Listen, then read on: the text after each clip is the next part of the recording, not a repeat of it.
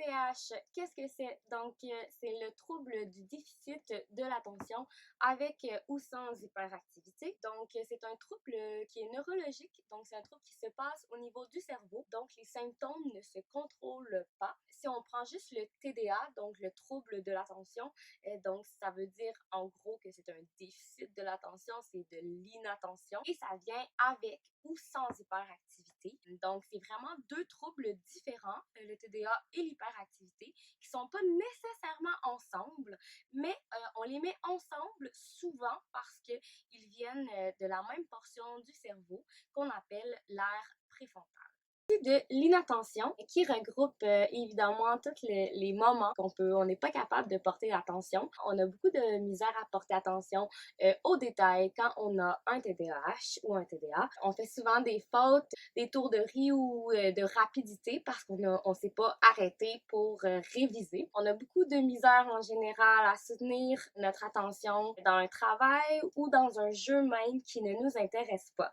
Si ça ne nous intéresse pas, ça ne marche pas.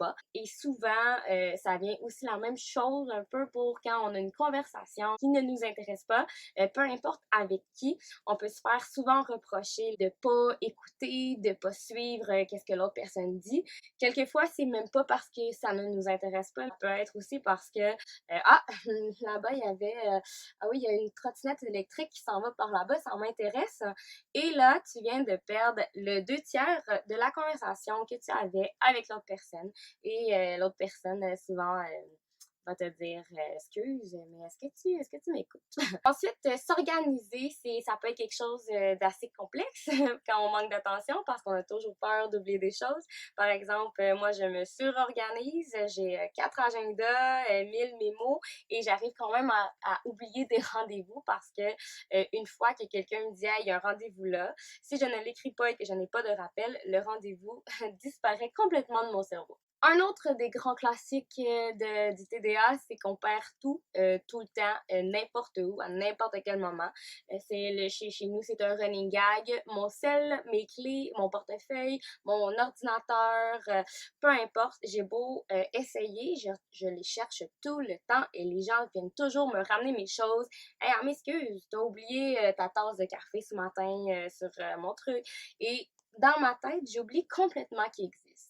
L'hyperactivité, ça se traduit simplement quand la personne a toujours l'air d'être un ressort, que la personne est incapable de rester assise, qu'elle doit toujours bouger, que dans une réunion, après 10 minutes, elle se lève pour aller aux toilettes, aller prendre un café ou peu importe, et qu'elle n'est pas capable de se retenir, de se lever. Chez l'enfant, ça se traduit plus par courir ou grimper, a beaucoup de misère à retenir son entrain dans les jeux, dans les loisirs. Chez l'adulte, ça peut se traduire par un besoin constant de stimulation. Faut être capable d'arrêter de penser, de réfléchir à tout le temps à plein régime, avoir besoin d'un agenda super rempli pour toujours être stimulé, avoir de la misère à se coucher parce que ton cerveau, il est en constante activité. L'impulsivité, pour moi, c'est important que je vous en parle quand même si c'est souvent relié avec l'hyperactivité.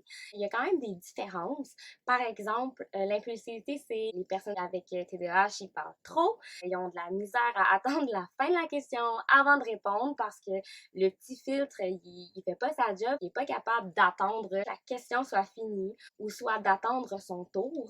Faire la file pendant 10-15 minutes pour aller à la cafétéria, c'est presque impossible. Elle vient te chercher en dedans, puis là, t'as juste envie d'exploser. Et aussi, c'est interrompre beaucoup trop souvent les autres. C'est pas parce qu'on les trouve pas intéressants, c'est pas ce qu'ils disent, c'est pas le fun. C'est souvent le contraire. C'est souvent parce que ton idée, elle pop quand l'autre personne te parle d'une histoire et t'as envie tout de suite de lui partager et que t'es incapable de l'arrêter. Et de même fait que les personnes de TDAH avec impulsivité peuvent avoir l'air de vouloir imposer leur présence, d'être très intense, d'être trop intense et craquée. Ça, c'est beaucoup relié avec l'impulsivité, surtout chez l'adulte. Pour une personne avec un TDA ou un TDAH, écoutez une vidéo comme celui-ci jusqu'à la fin.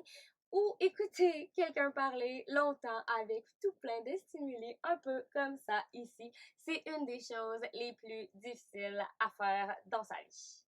En bref, pour une personne avec un TDA ou un TDA,